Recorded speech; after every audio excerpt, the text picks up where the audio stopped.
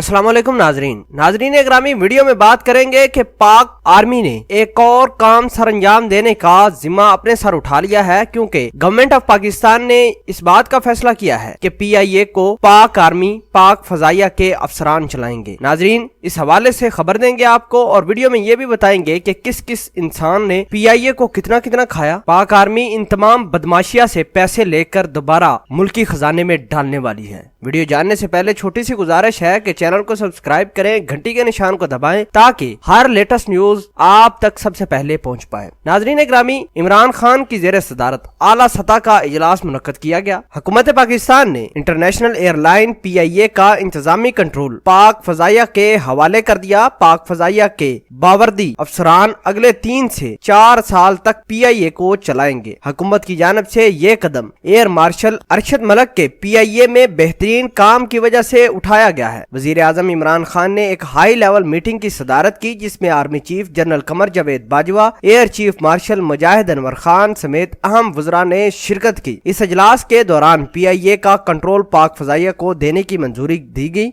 Meeting में पाक फजाइया के अफसरान को 3 साल डेपुटेशन पर PIA में भिजवाने की मंजूरी भी दी गई। पाक फजाइया के अफसरान वर्दी पहनकर PIA में खिदमात सर अंजाम देगी, जबकि 4 पाक फौज के अफसरान PIA में भी तैनात किए जाएंगे। एयर मार्शल अरशद मलिक को आर्जी तौर पर PIA का CEO तैनात किया जाएगा। और नाजरीन, इस तरह PIA का कंट्रोल पाक फजाइया समेत आर्मी के आला अफसरान के पास चला जाएगा। इनको खुली छुट्टी दी गई है इमरान खान की जानिब से कि अगर किसी शख्स ने किसी किस्म की करप्शन की या करप्शन करने की कोशिश की तो फौरी तौर पर उसको उल्टा लटकाया जाए, फौरी उसके ऊपर एक्शन किया जाए, फौरी उसको नौकरी से बर्खास्त करवाया जाए। क्योंकि जितनी करप्शन PIA में हुई है शायद किसी ने नहीं की। लोगों ने अपने तिजोरियां भरी हैं PIA को खाकर। नाजरीन, आज जुल्म की इंतहा मुलाहिजा कीजिए कि लोग ऐसे भी कमाल के पायलट मौजूद हैं PIA के अंदर, जिनकी तालीम और क्वालिफिकेशन बिल्कुल मैट्रिक के बराबर भी नहीं है। इन्होंने भी PIA को खाया है और यही वो लोग हैं जो PIA के जहाजों को नुकसान कराते हैं। आप लंदन में चले जाएं, PIA के दफ्तर को ताले लगे हुए हैं, किराया हम लोग ही पे कर रहे हैं, कौमी खजाना से किराया भी जा रहा है,